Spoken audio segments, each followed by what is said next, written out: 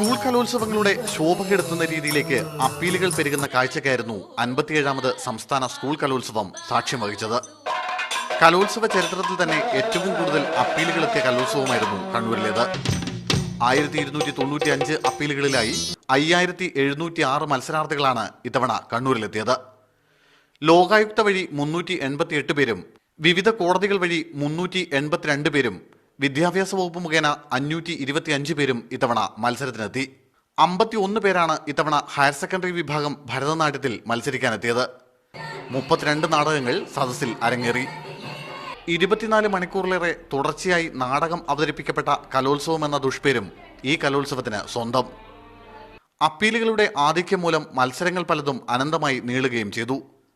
Higher അപ്പീലുകൾ വർദ്ധിച്ചത് അവസാന ഫലപ്രഖ്യാപനത്തെയും ബാധിച്ചു. അപ്പീൽ അതോറിറ്റിയെ സംബന്ധിച്ച് കൃത്യമായ നിയമനിർമ്മാണം കൊണ്ടുവരണമെന്നാണ് ഈ രംഗത്തുള്ളവരുടെ അഭിപ്രായം. അടുത്ത വർഷങ്ങളിൽ മാനുവൽ പരിഷ്കരണം ഉൾപ്പെടെ ഇതിൻ്റെ നടത്തിപ്പ് സംബന്ധിച്ച് സമഗ്രമായ ഒരു ആലോചനയും ചർച്ചയും നടത്തി തീരുമാനമെടുക്കേണ്ട സാഹചര്യത്തിലേക്കാണ് ഇത് പോകുന്നത്. ഈ കലോത്സവം ഇതുപോലെ മുന്നോട്ട് കൊണ്ടുപോകുന്നത് മനുഷ്യസാധ്യമാണ് എന്ന് പറയാൻ വേണ്ടി കഴിയില്ല. കലോത്സവ മാനുവൽ പരിഷ്കരണം അടക്കമുള്ള ചർച്ചകൾ സജീവമായിരിക്കെ അപ്പീലുകൾക്ക് നിയന്ത്രണം കൊണ്ടുവരാൻ തയ്യാറായില്ലെങ്കിൽ അത് കലോത്സവത്തിന്റെ നടത്തിപ്പിനെ തന്നെ പ്രതിസന്ധിയിലാക്കും.